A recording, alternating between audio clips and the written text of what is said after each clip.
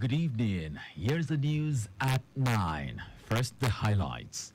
Lagos State Governor inaugurates middle-level fresh food hub in Mushi. Serap files lawsuit against INEC on recent off-cycle gubernatorial elections in Kogi, Imo, Bayelsa states. On the foreign scene, thousands of residents flee as Sudan's war extends to Wad Madani city. And in sports, Cote d'Ivoire to deepen cooperation with Nigeria through 2024 African Cup of Nations. Now the details. I am John Omoaka.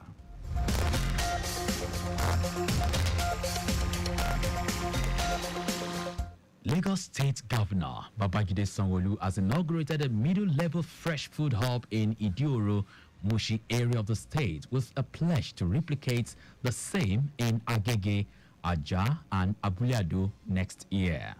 In his keynote address at the event, Governor Sanwo-Olu explained that the project is in line with the food transformation agenda to tackle the challenges of food produce storage, which often results in wastage of food and resources by farmers.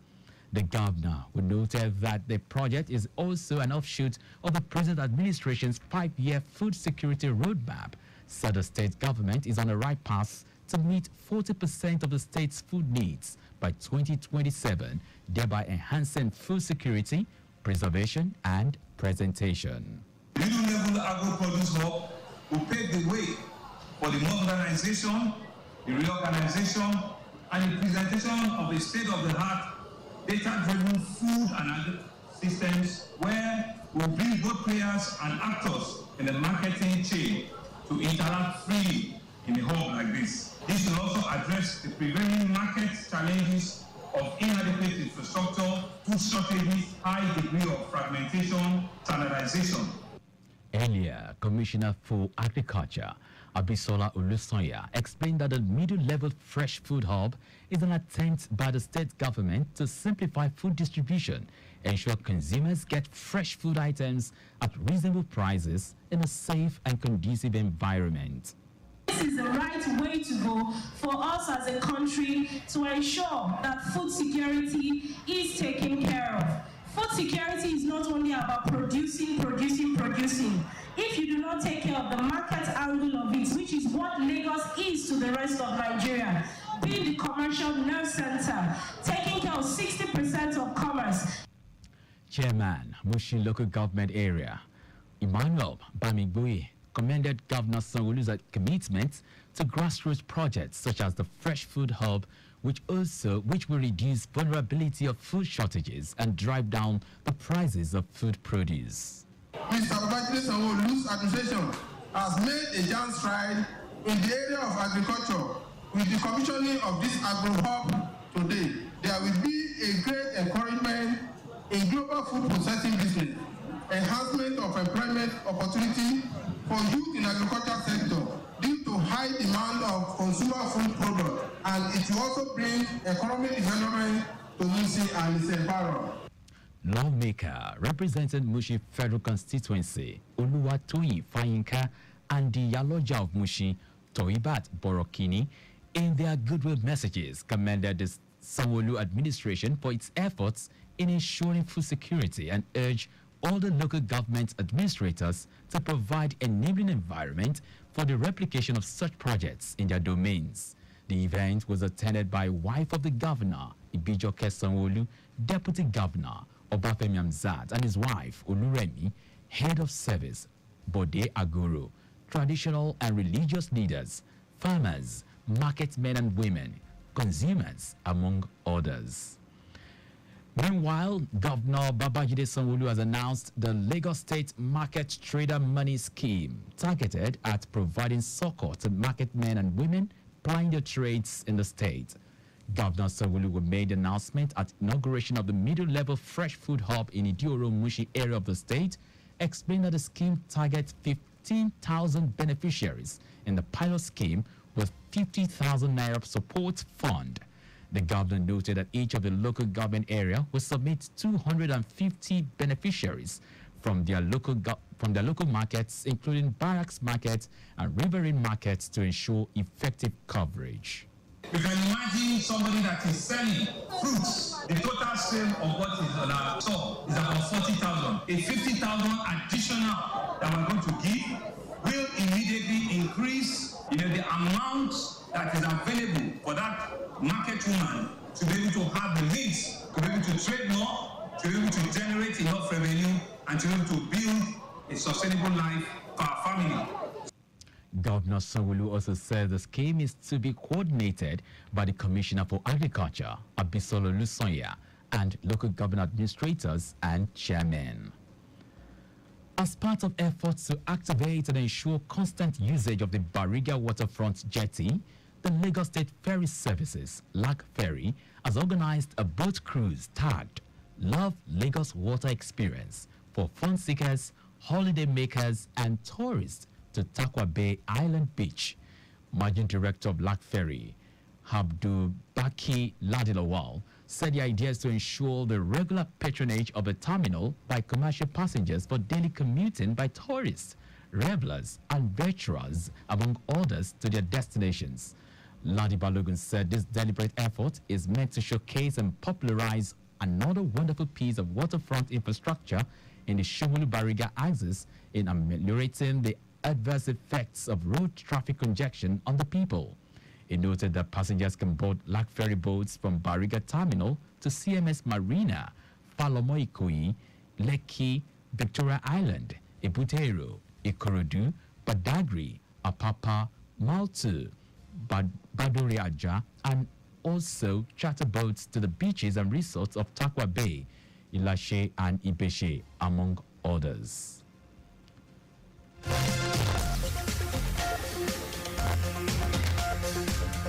Now to the rest of the stories. The Socio-Economic Rights and Accountability Project, SERAP, has filed a lawsuit against the Independent National Electoral Commission, INEC, following the alleged failure of arresting and prosecuting suspected perpetrators of grave electoral offenses in the recently concluded off-cycle gubernatorial elections in Kogi, Imo, and Bayelsa states.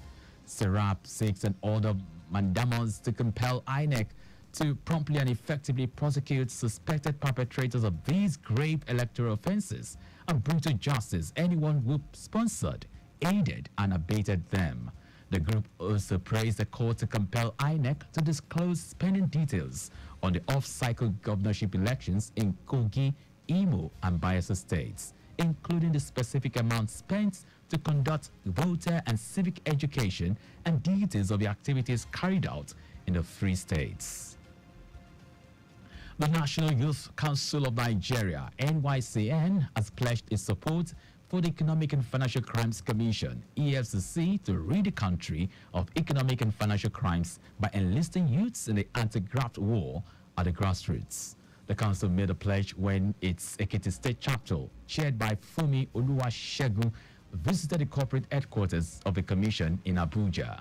Oluwasegun stated that the visit was informed by the desire of the council to declare public support for EFCC and its chairman, Ola Olukoyede, in spreading the anti-corruption message to the youth population, especially on cybercrime. On his part, EFCC chairman Olukoyede would say the commission cannot do it alone, called on patriotic Nigerians to join and support the EFCC to fight the menace. The National Drug Law Enforcement Agency, NDLEA, has arrested a 75-year-old grandma for dealing in illicit drugs in Lagos State. The suspect, Sekinat Shurimeku, was nabbed in the Oshodi area with quantities of cannabis and liters of codeine syrup were recovered from her. NDLEA spokesman Femi Babafemi said the granny claimed her son Shegun supplied her the illicit substances which she retailed. The narcotic agency also succeeded in securing the forfeiture of multi-billion naira mansion located at Road 14, Victoria Garden City Estate, Lekki area of the state, that it's used as clandestine laboratory for the production of methamphetamine. Now to foreign news. Thousands of displaced people have fled the formerly safe city of Wadamani in Sudan as a war between the army and the paramilitary rapid support forces RSF extends to the city. According to local media, the paramilitary forces established a base in the east of Sudan's second largest city and the capital of Al Jazeera state, forcing thousands of already displaced people to escape. Director, Norwegian Refugee Councils in Sudan, William Carter, said the RSF attack has opened a new front in the 8-month-old war in what had previously been done of Sudan's few remaining sanctuaries. Sudan spiraled into war after soaring tensions between Army Chief General Abdel Fattah Burhan and RSF Commander General Mohammed Dangalo exploded into open fighting in mid-April. And now sports. Ambassador of Cote d'Ivoire to Nigeria, Kililo Tauri, says the 2024 African Cup of Nations AFCON will create a relevant platform for his country to further deepen cooperation with Nigeria. Tauri made this known in an interview in Abuja in view of that country's preparation to host the AFCON tournament from January 14 to February 13, 2024. This, according to him, has become necessary for the two countries to enhance the opportunities of further deepen diplomatic ties between them. According to him, there is a plan to organize in Nigeria a fan zone where people will come to see the match, while also working on all these promotions partnership with Nigerian authorities and all those private associations of tour operations. And that's our news, but just before we go, slow down at road junctions, intersections, and pedestrian crossings. You can follow us and like all our various social media platforms. X, formerly Twitter, Lagos Traffic 961. Instagram, Lagos Traffic Radio 961. Watch us live on Facebook, Lagos Traffic Radio 96.1 FM. On YouTube, subscribe and watch all our previous programs and news on our channel, Traffic Radio 961. Did you know that the Sanwo-Olu administration constructed 4,000 flats for the staff of Lagos State University, LASU? You can get more details on the Lagos State government website. To end the news, here are the highlights of the major stories.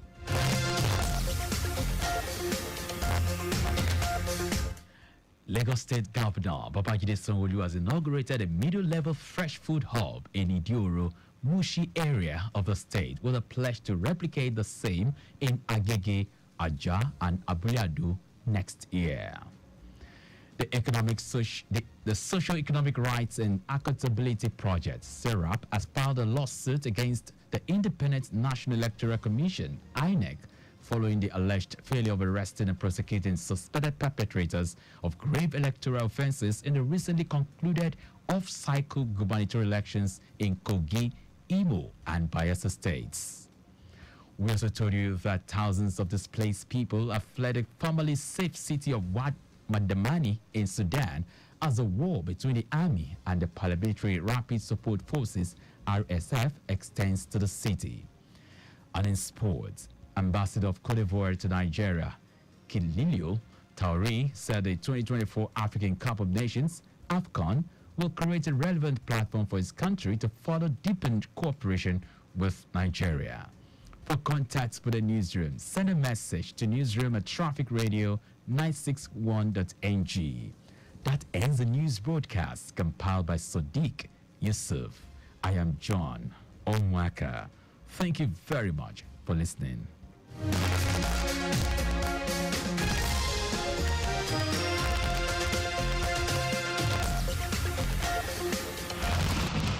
Don't you think it is better to get the updates fast and undiluted from a trusted and reliable source than to hear it from just any other station? Get the authentic traffic report from Lagos Traffic Radio 96.1 FM, moving Lagos forward.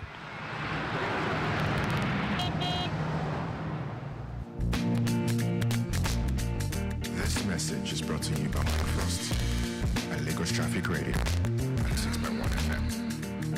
Obey the rules and regulations of the road for your own safety. Know the drive like say you get extra life for house. If you go, you don't go with that. People know for see you again with that. Why you follow away when you're day on call and you know say you don't drink beer before? Save your life, take them easy. Obey traffic laws. Know the rules, follow the rules. And the rules will protect you. Know the rules, follow the rules. The rules will protect you. Better make you late than make you late. Life no get back to. If you drink, don't drive. If you must drive, don't drink. Save your life, take them easy. Obey traffic laws. You're listening to Lagos Traffic Radio 96.1 FM.